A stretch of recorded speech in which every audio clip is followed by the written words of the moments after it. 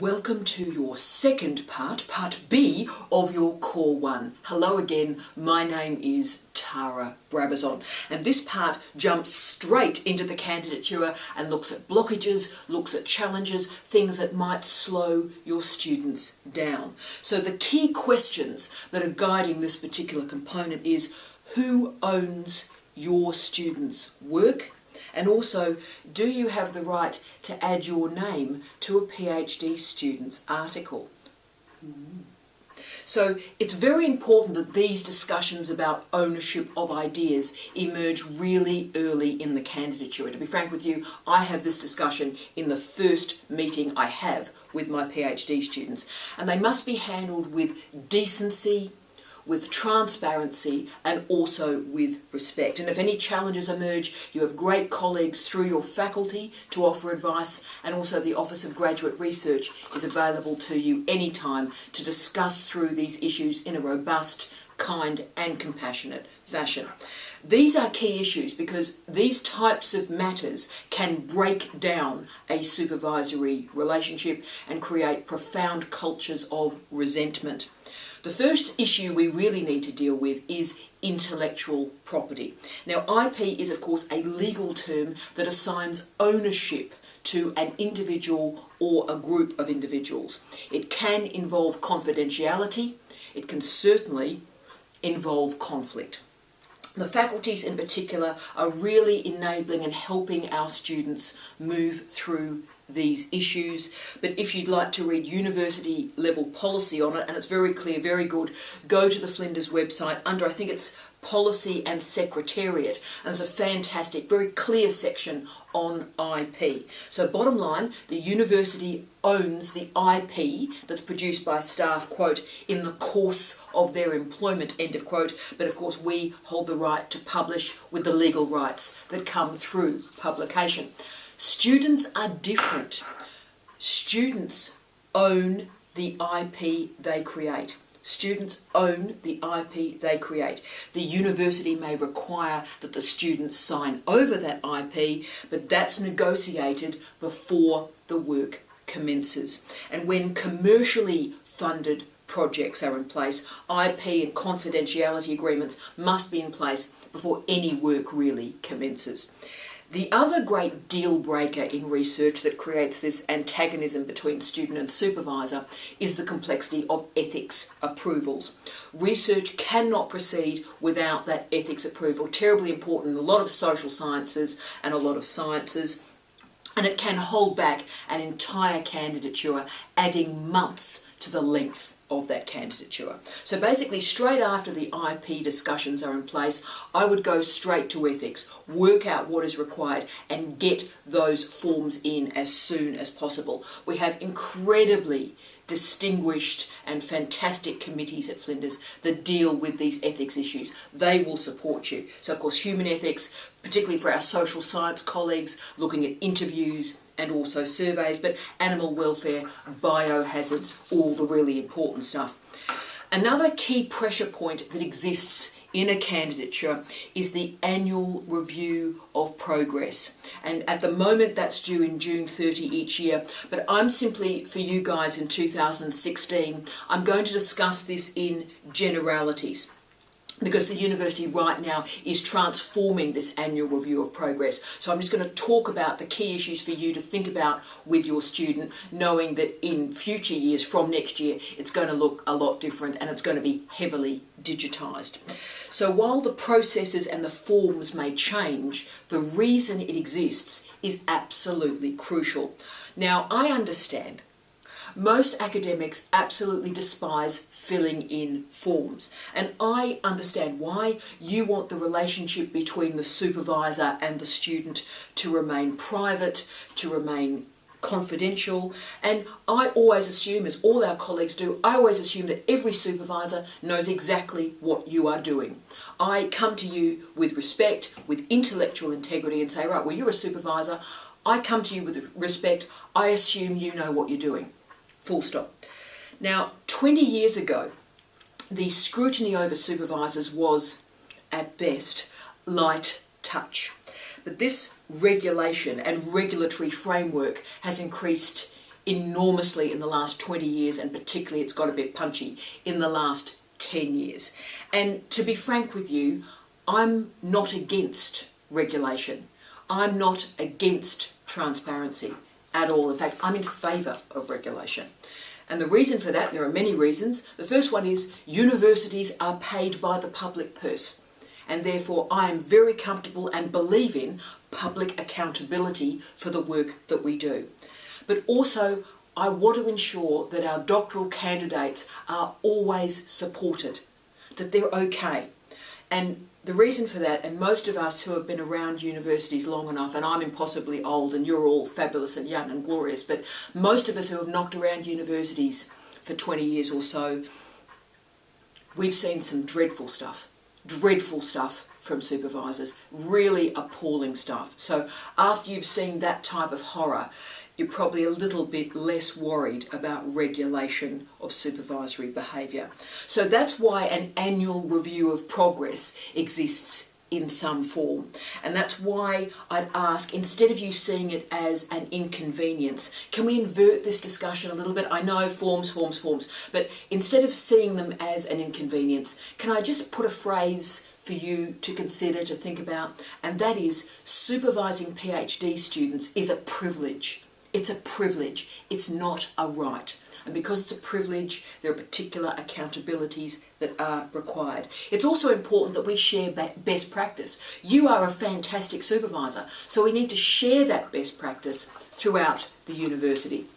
This is important, I think, and that's why we do need to have this quite robust conversation about compliance through to excellence.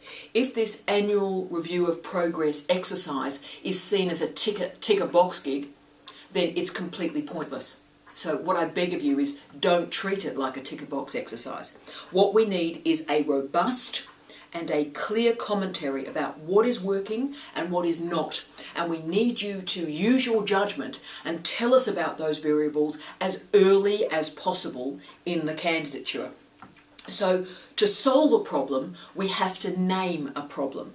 And I understand that many supervisors don't want to admit weakness, they don't want to admit problems, and if they do, they're frightened that, oh right, they'll be under scrutiny. Look, that's not the case at all. This is not what it's about. It's not a disciplinary action. What all of this stuff is about is protecting that student. If the student needs help, we have all these resources to help them, but we need to know that they need help. Yeah? So remember, I'm in a weird situation. A Dean of Graduate Research, a Dean of Graduate Studies around the world, we see all the problematic cases, okay? So I have the students coming in, sobbing their guts out, okay? They're the students I see. So it means, again, I'm seeing a lot of not false positives, I'm seeing a lot of false negatives when we're dealing with supervision. So I need to just understand the context of the supervision. I will never, ever disrespect a supervisor or disrespect our faculty colleagues. I don't have that in me to do that. We have an environment of care and love and compassion and respect, and all of us care about those students. That's what we're here for. So this is about us working together in the best interests of our doctoral candidates, and I know together we can do this. So it is important to be clear and honest on that form, and do log any challenges in as much detail as you can, and once you've done that, a plan can be put in place to help that student. There's nothing weirder than being in a position like I'm in at the moment where, and I'll tell you what happens, this happens to all deans around the world, student comes in sobbing, saying that, you know, everything's terrible and the candidate is terrible and everything's a mess, and I go to their annual review of progress form and it's all sweetness and light. For the last 2 years, everything has been fantastic. So I'm sort of sitting going, wow. So therefore we have to diagnose a bit more deeply. If we've got some record on the form, then we can resolve stuff earlier. So if you can treat it as a favour to me, as a transparent and a robust process to acknowledge what's going well and the challenges as early as possible, then we will get those students through in the minimum time. You've got to name a problem to solve that problem. So on those forms, it's a really straightforward protocol, if you will. Review the progress of the previous year. So how has that gone? tell me what's going to be happening in the future and present anything that may be causing a bit of a rub, a bit of a problem in that candidature. Okay, and remember, our goal is a timely completion. The challenge we have in Australia is right now the definition of a timely completion is changing. Pretty clear, I think, for our master's colleagues, it's 2 years, that's cool. For our prof docs, a lot of those guys and gals are 4 years, noting the coursework. But for a PhD, and this is where it gets really challenging, the scholarship is for 3 years. And they can apply for an extension. Apply does not mean they will get it. So when colleagues start talking about a PhD as 4 years, you can see the problem. There's this confusion between the scholarship finishes, they have to apply for an extension which they may not get, and yet people are aiming for 4 years. So, you know, the difference between 3 and 4 years is quite a lot. So for me, whenever I take on a student, the expectation is that they finish in 3 years. That is the deal. That's always been my aim as a supervisor. I can figure all my milestones to get that completion in 3 years, not 3.5, and certainly not 4. There's a reason for that. The cost of overtime candidatures is enormous. Enormous to the supervisor, enormous to the student, and in fact enormous to the country. And also ask yourself, whenever you're thinking, oh, does it matter that much if it's 3.5 to 4? Think about it. What's a year of your life worth? What's a year of your life worth? So when you're thinking, let's get it through in 3 years, let's get it through in 4 years, just remember that question. As universities, we're currently moving through a discussion about milestones, and each faculty has its own milestones document. Once more, Flinders, we're trying to bring all those milestones together so all the faculties, regardless of discipline, can start to agree and have those really productive interdisciplinary discussions. So that's great. That's happening at the moment. But it is also important that you log and you share with colleagues what may hamper a timely completion. Now, these are professional judgments. These are your judgments as a supervisor, and I respect those judgments. If the candidate is lacking skills, and that's often something that stops them reaching success in 3 years, then swing in those professional development programs as early and as quickly as possible. We also have, and a big shout out to David and all the wonderful librarians, it's just an amazing, beautiful library at Flinders, and these incredibly amazing librarians. So if there are information literacy or information management challenges, please use our wonderful librarians. It is such a privilege to work with them. As I always say, a library is the cranium of a culture. It is certainly the heart and the brain of a university, and we're so lucky to have them. And these information literacy, information management programs really matter because reading and writing ability matters enormously in a PhD. This is so important. The characteristic of students who do not do well in examination, and indeed who fail, is that they got the pitch wrong on the reading that they were enacting. So they were reading too low. They weren't reading high enough in the scholarly literature. So often during their candidature, my students will have a crazy conversation with me where I go, lift, lift, lift, lift. So particularly in the first year, I have to tell them, team, lift your reading up. Get to the high level, high theory, high scholarly literature. Now reading matters because that's a deal breaker for pass-fail. Writing and writing skills, a bit more complicated. They tend to be a bit more incremental. So through the candidature, their writing will improve, but certainly introduce PD as soon as you can if it is required. Therefore, be aware of your faculty milestones and use those milestones as the benchmarks for your supervision. If you like using a bit of language, backward map it. So here's your milestone, backward map those on your annual planning. And if the candidature is not going well, and let's hope it always goes well, but if it has some problems, a student is going to receive a show cause letter, and that letter comes from the supervisor or indeed the Faculty Research Higher Degrees Committee chair. Both can request this letter. It asks the student why they should be permitted to continue. So the burden of proof is on them. They have to make the case. Sometimes it becomes clear the candidate cannot reach the level of scholarship required for a PhD. That's a show cause. But other things happen. Students disappear. They don't come to meetings. They stop reading. They stop writing. All of that's about show cause. And therefore, to be frank with you, I'm pretty comfortable with that letter because it is andragogically sound. It's asking the students to comment on what they're going to change. What are they going to do to make sure they reach the levels that we expect of them? The question for us as supervisors is how we help them so they don't reach this point. The answer, I think, is a clear discussion of expectations at the first supervisory meeting. So, for example, organise regular meetings. I meet my students weekly. Expectations of written work, continual discussion of reading, ensuring their interpretation is lifting every single week, and also ensuring that the material the students are reading is of standard. That's becoming increasingly crucial, I would argue. Online environment, lots of blogs. We need to make sure the standard is high. There's all sorts of other triggers that emerge during a candidature, those moments of challenge about whether or not a student will stay in the program or leave. So let me just present some facts for you for your consideration. The longer the candidature, the less likely the student is to finish. The more frequent the supervisory meetings, the more likely the candidate is to finish. And the more frequent the supervisory meetings, the shorter the candidature. So the characteristics of the students that do not finish are pretty clear. Firstly, they change supervisors. Secondly, they suspend their candidature for a period. Now, I'm not arguing against changing supervisors. If things go bad, and they often do, then it is important to change supervisors. But do it with care, do it as early as possible in the candidature, and do it with respect for all parties. So the question is how you, yes you, are going to handle difficulties.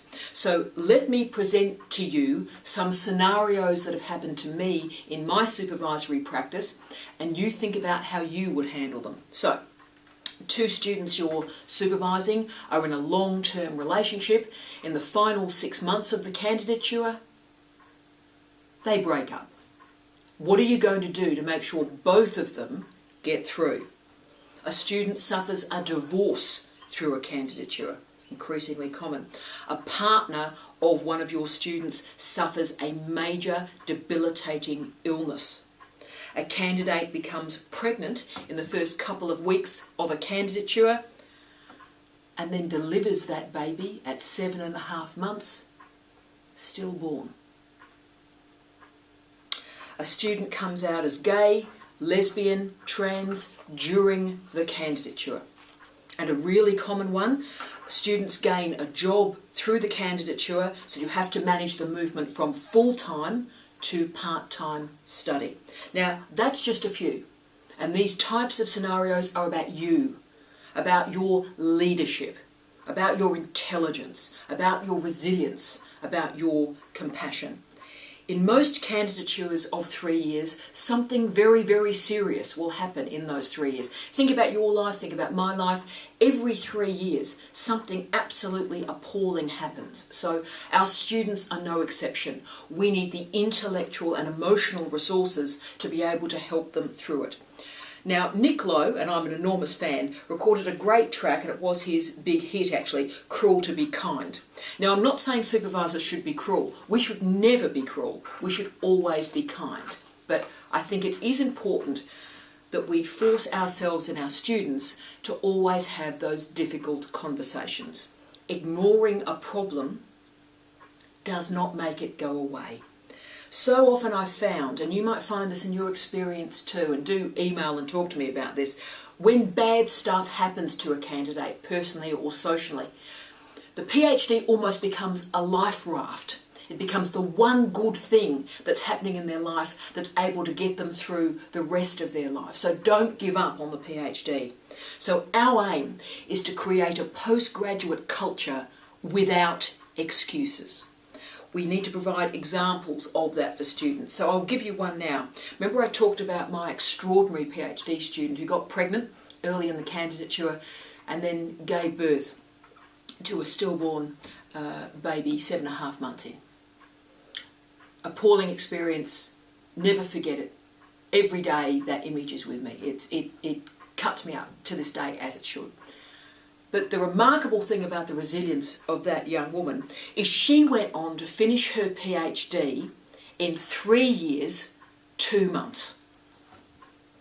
She's had 2 wonderful, wonderful kids, gorgeous kids, and right now, on this day, she is a fantastic academic in an Australian university, a remarkable teacher, a remarkable researcher, changing the world every day.